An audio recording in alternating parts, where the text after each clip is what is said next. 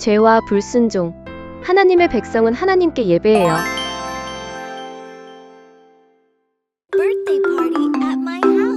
오늘은 예나의 생일이에요. 할머니가 맛있는 음식을 준비하셨어요. 루아야, 누리야. 예나는 친구 루아와 누리를 초대했지요. 음식 진짜 맛있어. 빨리 와. 하지만 누리는 마음이 급했어요. 신호등이 빨간불인데도 달려가다 넘어지고 말았어요. 작은 불순종이 큰 위험을 만들었습니다. 집에 돌아온 누리는 부모님의 말씀을 무시했어요. 약봉지를 확인하지 않고 마셔버린 것입니다. 역. 다행히 응급조치로 회복했지만 예나의 생일잔치에는 갈 수 없게 되었지요. 친구들은 맛있는 음식을 나누며 누리가 오기를 기다렸습니다.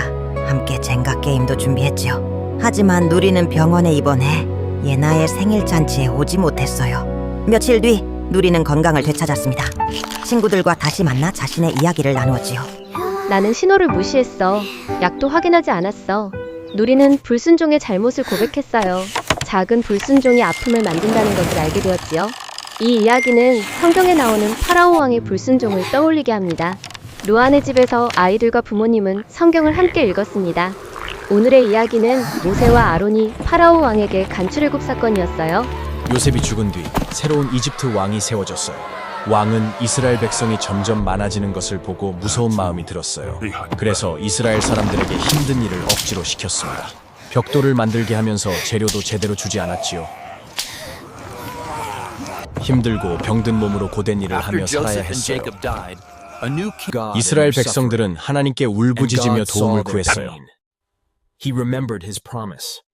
하나님께 그들의 소리를 들으시고 모세를 세우셨어요.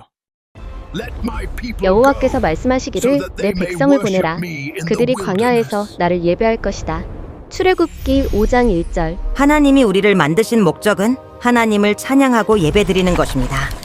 그러나 파라오처럼 말씀을 거부하는 것이 바로 죄입니다. 파라오는 하나님의 말씀을 거부했습니다. 그래서 이집트에 10개의 재앙이 내렸습니다. 첫 번째, 강이 피로 변하고 개구리와 파리와 메뚜기가 땅을 뒤덮었습니다. 짐승이 죽고 병과 우박과 흑암이 나라를 덮었습니다.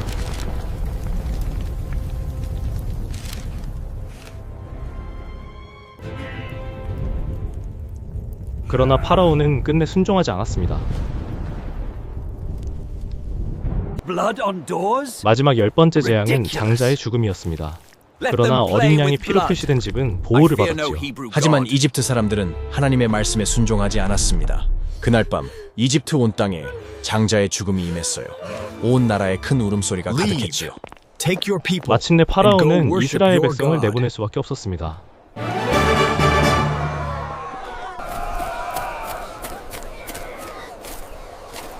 하지만 바로 왕은 곧 마음을 바꾸었어요. 이스라엘 백성이 떠나면 자신들을 위해 힘든 일을 할 사람들이 없어진다고 생각했지요. 그래서 왕은 다시 군사들을 모아 이스라엘 백성을 잡으러 뒤쫓아갔습니다. 이스라엘 백성은 홍해 앞에서 두려워했지만 하나님은 길을 열어주셨습니다.